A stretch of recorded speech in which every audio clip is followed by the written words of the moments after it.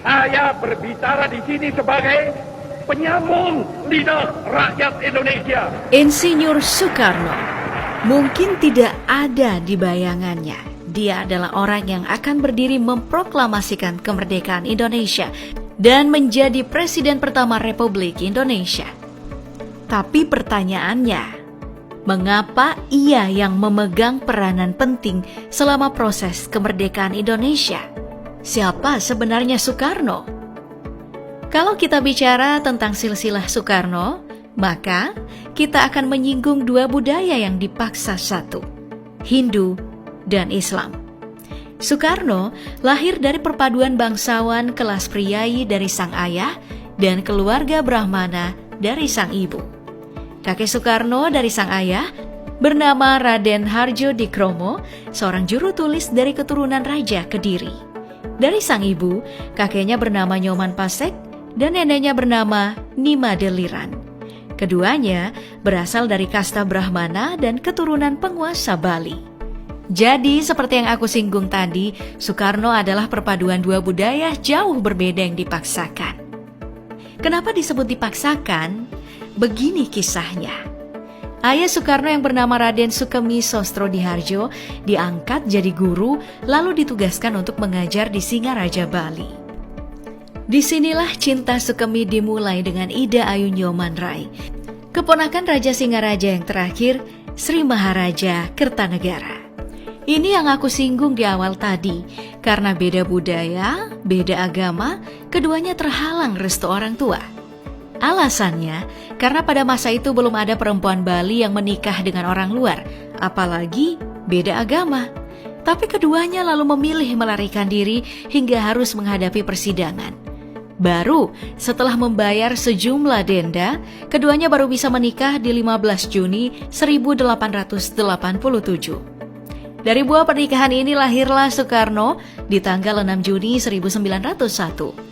Soekarno punya seorang kakak perempuan bernama Raden Sukarmini atau yang lebih dikenal dengan nama Bu Wardoyo.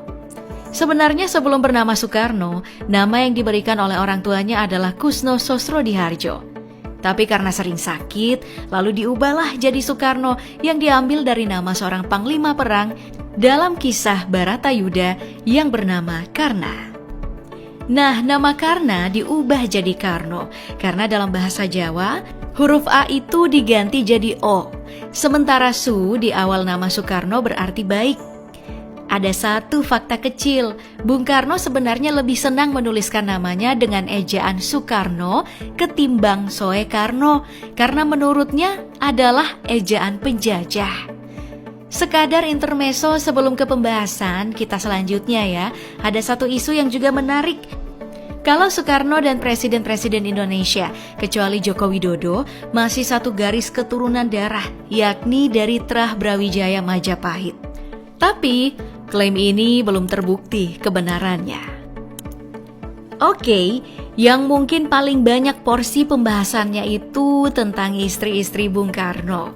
Mungkin Soekarno satu-satunya kepala negara bukan raja yang punya istri sebanyak atau bisa jadi lebih banyak daripada seorang raja.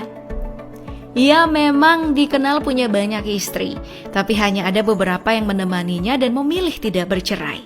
Saat masih muda, belum genap 20 tahun tepatnya tahun 1921, Soekarno sudah menikah dengan Siti Utari, putri sulung dari Hos Cokroaminoto, pemimpin Sarekat Islam saat itu. Hanya saja, pernikahannya tidak berlangsung lama, hanya sekitar 2 tahun. Alasan Soekarno menikahi Utari karena menghormati Cokroaminoto, tempat ia menumpang hidup selama sekolah di Surabaya. Pindah ke Bandung untuk berkuliah di tahun 1923, Soekarno memilih menceraikan Utari. Soekarno pun lalu menikah dengan Inggit Ganarsi yang umurnya jauh lebih tua dari Soekarno. Sayangnya, keduanya pun bercerai di tahun 1942. Inggit Ganarsi sebenarnya adalah ibu kos Soekarno selama masih sekolah. Dia ini bisa dibilang sosok yang berjasa bagi Soekarno, mulai dari membiayai kuliahnya sampai ke aktivitas politiknya. Hanya saja, namanya masih asing di telinga dan bisa dibilang tidak pernah disebut dalam buku pelajaran. Setelah itu, Soekarno pun menikah lagi di tahun 1943 dengan Fatmawati. Hanya berselang 2 tahun menikah, Fatmawati pun diangkat menjadi ibu negara Indonesia pertama. Fatmawati lahir dari kedua orang tua dari suku Minangkabau bernama Hasanuddin dan Siti Khadijah. Dari pernikahan dengan Fatmawati, barulah Soekarno dikaruniai anak. Mereka diantaranya adalah Guntur Soekarno Putra, Megawati Soekarno Putri, Rahmawati Soekarno Putri, Sukmawati Soekarno Putri, dan Guruh Soekarno Putra. Baru menikmati jadi ibu negara beberapa tahun, Soekarno pun meminta izin kepada Fatmawati untuk menikah dengan seorang janda anak kelima. Nah, setelah diberi izin, Soekarno menikah pada tahun 1953 dengan Siti Hartini. Tepat 2 hari setelah kelahiran putra kelimanya, Guruh Soekarno Putra. Fatmawati memang mengizinkan Soekarno menikah lagi, tapi gelombang protes datang dari berbagai organisasi wanita yang anti poligami. Soekarno dan Hartini menikah di Istana Cipanas, sementara Fatmawati kala itu memilih minggat dari istana. Dari pernikahannya dengan Hartini, Soekarno dikaruniai 2 orang putra, Taufan Soekarno Putra dan Bayu Soekarno Putra. Banyak yang menyebut, dari sekian banyak istri Presiden Soekarno, Hartini adalah satu-satunya istri yang paling lama bertemu dengan Soekarno. Bahkan sampai sang proklamator menghembuskan nafas terakhirnya. Meski Hartini adalah sosok yang paling lama dengan sang presiden, Soekarno memilih menikah lagi di tahun 1962 dengan perempuan Jepang bernama Naoko Nemoto. Setelah menikah, Soekarno mengganti nama Naoko dengan Ratnasari Dewi. Dari pernikahan mereka berdua, Soekarno memiliki seorang putri bernama Kartika Sari Dewi Soekarno. Anak Soekarno ini lahir di Tokyo, lalu besar di Paris. Kartika lalu menikah dengan seorang bankir asal Belanda dan punya anak bernama Frederik Kiran Soekarno Segers. Hanya sekitar 1 tahun bersama dengan Ratnasari Dewi, Soekarno pun menikah lagi dengan seorang mantan penari istana sekaligus staf sekretaris negara bidang kesenian bernama Haryati. Keduanya menikah di tanggal 21 Mei 1963. Namun akhirnya bercerai di tahun 1966. Dari pernikahannya dengan Haryati, Soekarno punya anak bernama Ayu Gembirowati. Lanjut, istri ketujuh Soekarno bernama Yurike Sanger. Dia ini masih duduk di bangku kelas 2 SMA saat pertama kali bertemu dengan Soekarno.